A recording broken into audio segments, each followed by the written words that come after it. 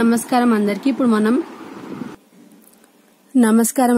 ఇప్పుడు మనం intermediate first year వాళ్ళకి ఏవైతే సందర్భ వాక్యాలు ఫస్ట్ పద్య భాగంలో మనకి ఏవైతే లెసన్స్ ఉన్నాయో అన్నిట్లో ఫస్ట్ సందర్భ వాక్యాలు చూద్దాము. ఆ తర్వాత గద్య భాగంలో ఏవైతే ఉన్నాయో అవి చూద్దాము.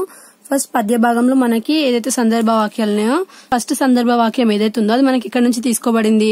పరిచయం రామో విగ్రహవాన్ ధర్మః అనే లెసన్ లో నుంచి తీసుకోబడింది. ఎవరు రాశారంటే ఇది మనకి మహర్షి వాల్మీకి అనే కవి రాశారంట. సో ఏ గ్రంథం నుంచి తీసుకున్నారు? రామాయణం అనే గ్రంథం నుంచి తీసుకున్నారు, బాలకాండ నుంచి. సో బాలకాండాల నుంచి తీసుకున్న ఏదైతే సందర్భం ఉందో అదే ఈ సందర్భం. సందర్భం అంటే ఏం లేదు, ఒక కన్వర్జేషన్ లో మాట్లాడినప్పుడు ఒక సెంటెన్స్ తీసుకున్నారు. సో ఈ సెంటెన్స్ ఏదైతే ఉందో అది ఎవరితో అన్నారు అని చెప్పేదే మనకు సందర్భంలో రాస్తాము. సో ఎవరితో అన్నారు? నారద ముని వాల్మీకితో అన్న సందర్భం అంట ఇది. సో నెక్స్ట్ భావంలో మీరు ఏం చేయండి అంటే ఏదైతే మనకి వాక్యం ఉందో అదే ఇక్కడ ఎగ్జాక్ట్ గా రాసేసి ఇతి అవదత్ అని చెప్పి రాసేస్తే సరిపోతుంది. మీరు ఇక్కడ ఉన్నది రాయాల్సిన అవసరం లేదు ఏం సేమ్ గా. నెక్స్ట్ సెకండ్ వన్ శ్లోకానికి సేమ్ మనకి పరిచయం ఏదైతే ఉందో అది సేమ్ ఫస్ట్ వన్నే. నెక్స్ట్ సందర్భం ఇది ఎవరు చెప్పినారు? నారద ముని వాల్మీకి చెప్పినారంట. మళ్ళీ ఇది కూడా భావం ఏదైతుందో అదే ఈ లైన్ ఇక్కడ రిపీట్ రాసేసేయండి సరిపోతుంది. నెక్స్ట్ థర్డ్ వన్ సందర్భంలో కూడా ఏంటిది? ఫస్ట్ పరిచయం అనేది సేమ్ ఇదే పరిచయం ఏదైతే పైన ఉందో అదే పరిచయం ఇక్కడ కూడా. నెక్స్ట్ సందర్భం ఎవరెవరితో అన్నారంట? నారద ముని వాల్మీకితోని అన్నారంట. ఇది కూడా సేమ్ అంటే 3 నారద ముని వాల్మీకితో అన్న సందర్భాలే. ఇంకా భావాల దగ్గర ఏం చేయండి, అన్ని క్వశ్చన్స్ ఇక్కడ రాసేసి ఏం చేయండి అంటే ఇతి అవదత్ అని చెప్పి రాసేయండి. ఆ క్వశ్చన్ రాసేసి సరిపోతుంది. సో ఇది మనకి సెకండ్ లెసన్ లోది. థర్డ్ లెసన్ లో ఉన్న సందర్భ వాక్యాలు చూద్దాము. ఇవి మనకి థర్డ్ లెసన్ లో ఉన్న సందర్భ వాక్యాలు. సో ఈ థర్డ్ లెసన్ లో ఉన్న సందర్భ వాక్యం ఫస్ట్ సందర్భ వాక్యంకి పరిచయం ఏముంది? పరిచయం మూడిటికి సేమ్ ఉంటది. సో ఒక్క దగ్గరనే వీళ్ళు ఇచ్చినారు. సో నేను కూడా ఒక్క దగ్గరనే చెప్తున్నాను. సో ఇది మనకి ఎక్కడి నుంచి తీసుకున్నారంట? లక్ష్య శుద్ధి అనే లెసన్ నుంచి తీసుకున్నారంట. ఎవరు రాశారంట? ఇది మనకి వ్యాస మహర్షి అనే వ్యాసుడు రాశారంట. సో మహాభారతం నుంచి తీసుకున్నారంట. ఆది పర్వ అనే పర్వంలో నుంచి తీసుకున్నారంట. సో ఇది ఎవరెవరితో అంటున్నారంట? ద్రోణాచార్యుడు అర్జునుడికి అంటున్నారంట. ఈ సందర్భం అంటే వాళ్ళిద్దరు మాట్లాడుకునేటప్పుడు వచ్చిన సెంటెన్స్ ఇది. సో ఆ సెంటెన్సే మళ్ళీ భావంలో సేమ్ రాసేసి ఇతి అవదత్ అని చెప్పి రాయండి. నెక్స్ట్ సెకండ్ వన్ కూడా పరిచయం సేమ్. ఇది ఎవరెవరికి అంటున్నారంట? అర్జునుడు ద్రోణాచార్యునికి అంటున్నారంట. సో అర్జునుడు ద్రోణాచార్యునికి అనేటప్పుడు ఈ సెంటెన్స్ అనేది అన్నారంట. సో భావంలో ఏం రాస్తారు? ఈ సెంటెన్స్ సేమ్ గా రాసి ఇతి అవదత్ అని చెప్పి రాయండి. నెక్స్ట్ థర్డ్ సందర్భం. సో థర్డ్ సందర్భంకి కూడా పరిచయం సేమ్. బట్ సందర్భం ఎవరెవరికి అన్నారంట? ద్రోణాచార్యుడు శిష్యునికి. శిష్యుడు ఎవరు? అర్జునునికి అన్నాడంట. సో ఇక్కడ ద్రోణాచార్యుడు ఎవరికి అన్నారు? అర్జునునికి అన్నారంట. నెక్స్ట్ భావంలో ఏం రాయాలి? సేమ్ ఇదే ఇక్కడ రాసేసి భావంలో ఇతి అవదత్ అని చెప్పి రాయండి. సో ఇది మనకి థర్డ్ లెసన్ లో ఉన్న సందర్భ వాక్యాలు. ఫోర్త్ లెసన్ లో ఉన్న సందర్భ వాక్యాలు చూద్దాము.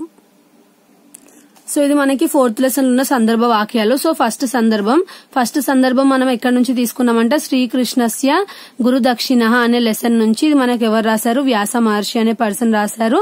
సో ఇది మనం ఎక్కడి నుంచి తీసుకున్నాం? భాగవతంలో నుంచి తీసుకున్నామంట. ఎవరికి అంటున్నారంట?